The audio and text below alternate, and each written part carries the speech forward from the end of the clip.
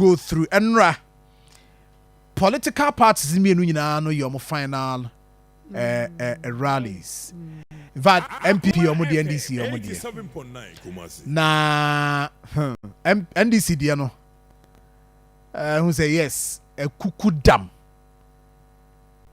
penning for BMU ministers BMU appointees other appointees wo mu nyina akopie mu ho as we speak MMDCs ni bi ebi wa ha de na mom ebi nso so akodi ho a wo nyina no kwakoye mo koy campaign di aboa on candidate we di nkamu man nye ayi we friendly match Ibrahim ade ke friendly match pa so amanfo ni abro say yeah ayi ebi di number 2 nam ebi di soro ho nam na de ayi di third one no de yentenenka yenim di so ye de nebom we say eye 1 we say eye 2 we say mumfanto ha we say mumfansha ha na no kwasem nie Akwatia ehwa ye de hesi aye kasa hwa ye de papa enti NDC omo final rally ni candidate ni gina Akoma FM 87.9 chama na kwasi na mahuzo atwam yi no mu na obi a ho hey omoni bra oh we dear me you kra me ti so okọ me nim so oda so wa na wa ba doctor mo akwen I'm ona echi oni okay ona video ona echi ona echi general hey but unim say she unim say I mean cause unim say Dr. Frank Amago hene me ma point here we popular say no hey you see there hey in hey you see there minim appointee or ye popular 7.9 Kumasi who is no forget it I don't know Greater Accra crime fancy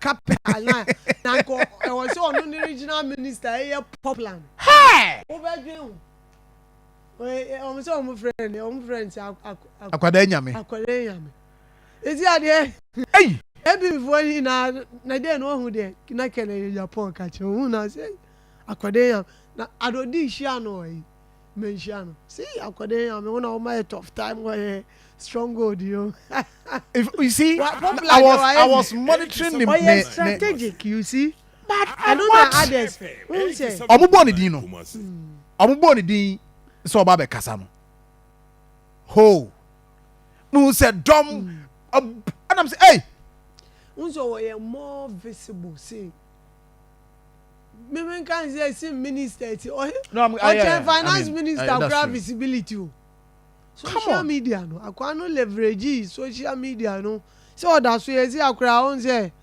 or the TV bi aba yeah na o ma update come on enti oduru ho he general say hage no wo we share nyina hwe omo atwam nyina no we watch this video very well we bra wachi kakra ma me na hwe ade yes ono nko aduru ho no no mu ina sorry hage no we duru anu achia na akọ uduru anu achia na akọ uduru anu achia na akọ oh ba me de na nka we no de nka mo chairman na kwasi no yes there be me kai candidate also a politician no I'm telling you sir so we share the way we see baby one of the videos on the general na no ogina omo car no top sa no mo ye you say unuya wa ye din na we di general 87.9 nti ade we e ba say ya ho e ya na ade ba ko wa me bisa me ho ne se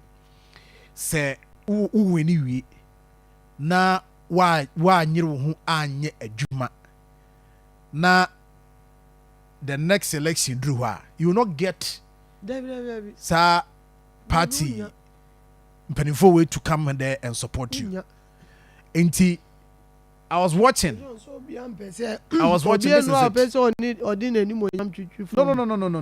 enti o ba na chere say u boy say I won say the way I hear can Dr. Mwako in us obeye program bi wa ha na o invite president Kurana. Obaba. I'm telling you. Obaba. Now just look at this one. Ayi Kotokuom bridge asemi ane kawana no. Quickly. Now what's that? I mean roads and highways minister. Oba because of that bridge. And look at it. Yeah. There are a lot of things that the mpanifo who around him no. Omu so mo ye mano a. Obetimi ama party na popular especially in the stronghold of the opposition. So we are man a building no. Now we say my party no are attractive. Ama FM sanity. Because you Kotokuom once a my Kotokuom bridge. Ye din Kotokuom na atono. I said you 16 cocoa growing communities. Wow. Wow. At the end of wow, you people now say a year but Akwatia, you know, already vote, you know, and shut down. And what? Maybe 2,000 plus. MCO 2024 elections. The NSC community winning and then or more contesting here. 2063. That is how come Omu decided say okay. Omu candidate, you know. NDC 2024 parliamentary candidate. Omu say one more no more because I have swing seat in there. No more expect this a gap no be. Omu say be winning to cry say be 200 votes be and or less. But 2000 there na e bi wo. Enti na wo hwe primaries na omu coin. The NDC 2024 NDC parliamentary candidate Henry Yadumbuache nipa train na omko onu na nya last onu na nya list vote onu na emphasize owe because okra na nke ozi ehun se wo na wo gine mu ahode but omu na enji omu say they are bringing a new candidate omu fee say onu betimi abo ama omaji enu a me hu the member of parliament for Evans Graham say what the two one of member of parliament Akwatia MPship no two line so he's putting it on the line so mu lose say seat na he will resign as a member of parliament because sure adwuma na o ma abo na onu so o say gap no no so e be kitwa ba mbe Michael Ochribefi New Jabin say Eastern region one no New Jabin member of parliament. Do you know what Nkrofo say another by election is looming. Another by election is looming. No the aka ko kaso asisa na adwena wontimi mfo so no. So we do be a credit. Na no so because say Mampani John Dramani Mahama win election 2024 obetwaja e de ato no an ne ho obetwaja to ne ho na wase o de petro begu no wase ene otu odidi o ba kra na banku ni tilapia bia esi nanim a Michael Ochribefi ona kan asem no oni oni Eastern region oni ye hwe de o wa ha ya no a mo Facebook ndi o da ha ya oni ona nanim na te ho no a wo boni oni but sometimes in some penny for your transit ni the former vice president Dr. Mahmoud Bawumia that's some kind FM 87.9 o see Dr. Bawumia say court no a NDC for the assembly call no and the dru ba bi na ma NS Kumi ne pressure akosroa na eno no kra na ema na dwendwen ya ma odi firi mu nti no ma wo mu enhwe mfa ena lawyer no a wo no odi asem no court no odi asem no court na wo defend asem no court no ene ono na beidu no ono na ne oye candidate edema NDC nti obi a ono watwe asem no court ama NS Kumi Afrimu momon to abane ma no. This is according to Dr. Alhaji Mahmoud Bawumia ɔse yɛ pressure no na eku no John minim sɛ bi a ɔtɔ so report to bi ni ade bi aba abɔnten sɛ wonim papa bi a frɛ no Jechi Kwesi I mean no pa sir also member of parliament ɔno hɔ ne Asen North yes Asen North wonim de to no man I mean pa minim pa Akoma What you say? 87.9 Kumasi. What you say? Now some crowd say travel ya o. O say travel ye yi ni free parliament. Ai, me kopa. Ye yi no e free parliament. Nanzo o san ba back we second coming. Enti ene de. Tia. We asem na o kan ene de. It has nothing to do with Papa ni wound. Pressure fine, pressure ne cool, which we all know that there are so many factors. There be no cry, yes, no cry, no. Yes, no will not be right because you see, because I said there hasn't been any report actually say pressure ne cool. You see, a cardiac arrest, John. Cardiac arrest in Sudan. Ubenya cardiac arrest. Pressure count.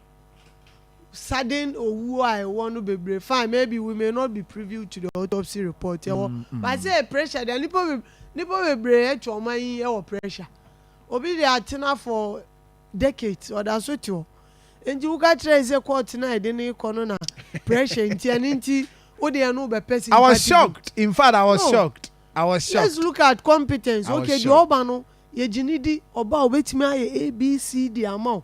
Yekura no nso say oh say na we say we are bringing a competent person because nipa na be represent a constituency but we catch raise pressure say then anka yi the current president class on nso anka obewu so okay election petition the same Dr. Mahmoud Bawumia waka say you and I were not there, so you should know say when it comes to some of these things court their option yeah, obetima baba o ka say nti na ama nipa no at the end of the day say John verdict by a cry try say we returning the seat we win na nka me cry there be moment me aside with him kakra bi say maybe verdict no eventually e buy na o ka say oh there be ukra na ehwehwe mu even though ya ma akwatina parliament aye o debate esi an ehun say untimi nkobiom ye to aban fofra na ye you we fra no aka say oh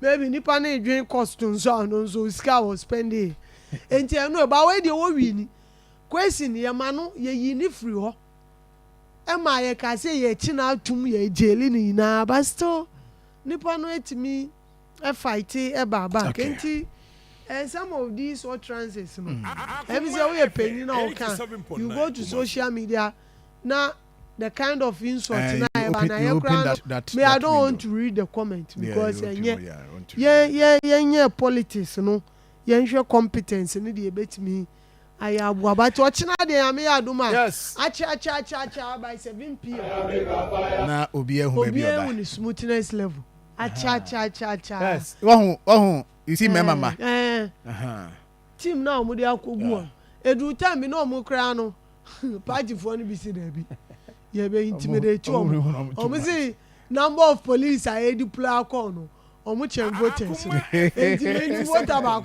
kra your more police vote about your man one police are still police for the bibeka but ni na ne say yeah say at the end of the day we will go to the polls and come back devoid of any violence. Okay ma hu say yenya some pre-election surveys eba na me hwe ayi global info analytics almost say bedu you see baby bedu say bedu atiki slight lead nti you hear how we see aye nti this is police for omo arrangement omo ye we dey see ka say me dey on stand by na dey na omo so abegina mu Ibrahim ye ka say SARS squad wo mo stand by dem say we need the task force na kasa dem say any election day so we the oma by a part of meeting until you get the head of the military and nso microphone na and police ni so that they have the briefing interior minister